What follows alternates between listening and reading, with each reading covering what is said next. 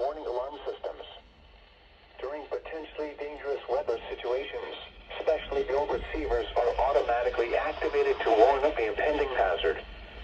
Tests are normally conducted by NOAA's National Weather Service every Wednesday between 11 a.m. and 12 noon.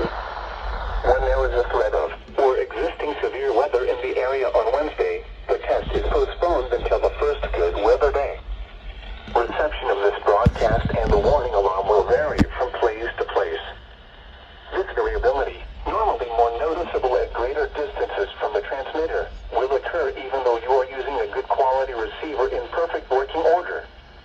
The warning alarm will be activated for watches and warnings affecting the following counties: Christian, Dade, Dallas, Douglas, Greene, Macleod, Lawrence, Polk, Stone, Taney, Webster, and Wright. This has been a test of the NOAA Weather Radio Warning System. We now return to normal programming.